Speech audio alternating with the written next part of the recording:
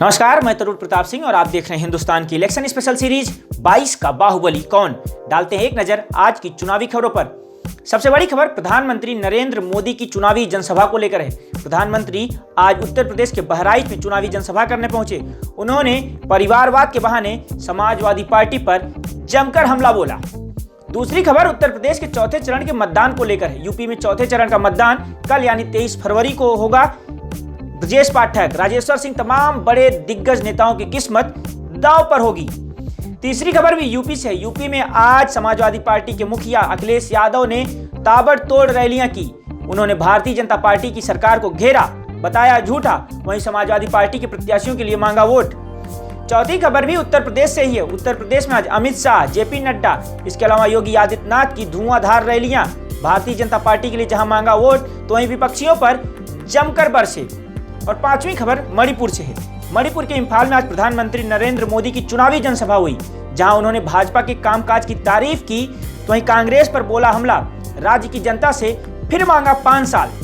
अब चलते हैं आज की कवर स्टोरी की तरफ। आज की कवर स्टोरी में हम चर्चा कर रहे हैं कि क्यों राहुल गांधी उत्तर प्रदेश के चुनाव से बिल्कुल नदारद चल रहे हैं। आखिर क्या वजह है, कांग्रेस की क्या रणनीति है, ये समझने की कोशिश करेंगे। साथ ही ये भी जानने की कोशिश करेंगे कि इसका चुनावी परिणाम क्या कुछ हो सकता है।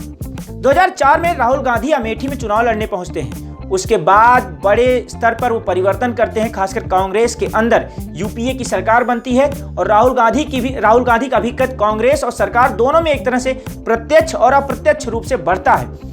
2009 में कांग्रेस 22 सीटें उत्तर प्रदेश में लोकसभा की जीतने में कामयाब रहती है, जिसके बाद 2012 का चुनाव राहुल गांधी के नेतृत्व में खासकर उत्तर प्रदेश का विधानसभा जो चुनाव हुआ था 2012 में, वो लड़ा गया।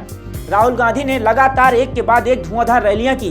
दिग्विजय सिंह इस समय उनके सलाहकार हुआ करते थे और बड़ी जिम्मेदारी पर थे, लेकिन पार्टी को तब अच्छे परिणाम नहीं आए। उसके बाद 2014 में कांग्रेस को लोकसभा में हार का सामना करना पड़ा।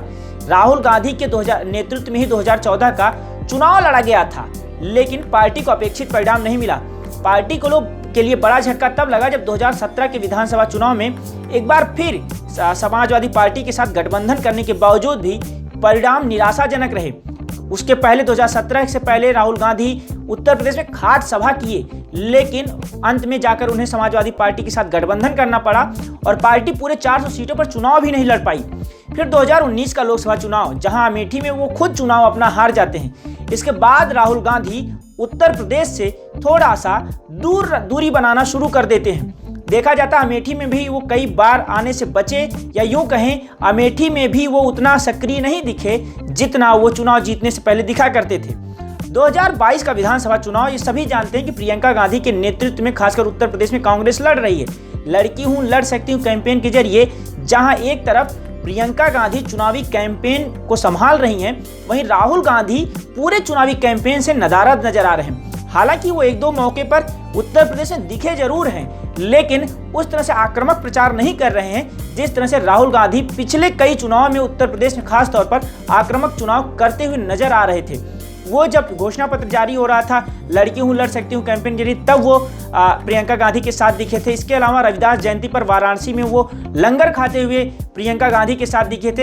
हालांकि ट्विटर पर लगातार उत्तर प्रदेश की जनता और कांग्रेस के मतदाताओं को संबोधित कर रहे हैं, लेकिन उनकी ना उस तरह की रैलियां हो रही हैं, ना उनकी उस तरह से जनसभाएं हो सकती हैं। इसके पीछे की पार्टी की क्या रणनीति है, ये हालांकि कुछ स्पष्ट नहीं हो रहा है। अंदर खाने जो चर्चाएं चल रही कांग्रेस में और जो बड़े नेता हालांकि खुले मन से बोलने से बच रहे हैं, उनका कहना है क्योंकि प्रियंका गांधी के नेतृत्व में चुनाव लड़ा जा रहा है, ऐसे में राहुल गांधी को अन्य राज्यों की जिम्मेदारी दी गई है। ये बात सही है कि जिस तरह से राहुल गांधी पंजाब में, इसके अलावा अभी एक दिन पहले उन्होंने इम्फाल में रैली की, उस तरह की सक्रियता उत्तर प्रदेश में नहीं दिखा रहे हैं। अब देखना होगा जब चुनावी परिणाम आते हैं तो इसका कितना नुकसान और इसका कितना फायदा कांग्रेस को हो सकता है। हालांकि कांग्रेस की कोशिश है कि प्रियंका गांधी को आगे कर एक तरह से काउंटर पॉइंट तैयार किया जाए। अब देखना होगा कि चुनावी रणनीति में राहुल गांधी का इस तरह से नदारद रहना, वो भी देश के सबसे बड़े राजनीतिक राज्य अगर कहा जाए उत्तर प्रदेश से, तो बड़ा प्रश्न चिन्ह खड़ा करता है कि आखिर क्यों राहुल गांधी उत्तर प्रदेश के चुनावी प्रचार से बिल्कुल नदारद चल रहे हैं। 4 चरणों का चुनावी प्रचार बीत गया और 5वें चरण का चुनावी प्रचार अब तेज हो गया है।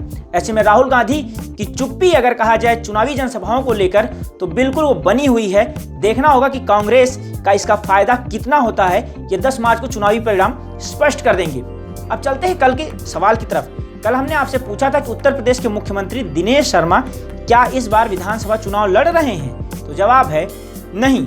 अब आज का सवाल है कि 2019 के लोकसभा चुनाव में उत्तर प्रदेश में कांग्रेस कितनी सीटें जीतने में सफल हुई थी। मैं सवाल दोहराता हूं, 2019 के लोकसभा चुनाव में कांग्रेस उत्तर प्रदेश में कितनी सीटें जीतने में सफल हुई थी। अपना जवाब हमें कमेंट बॉक्स में लिखकर बताइए। कल फिर मिलेंगे, तब तक के लिए अपना ध्यान रखिए। नमस्कार।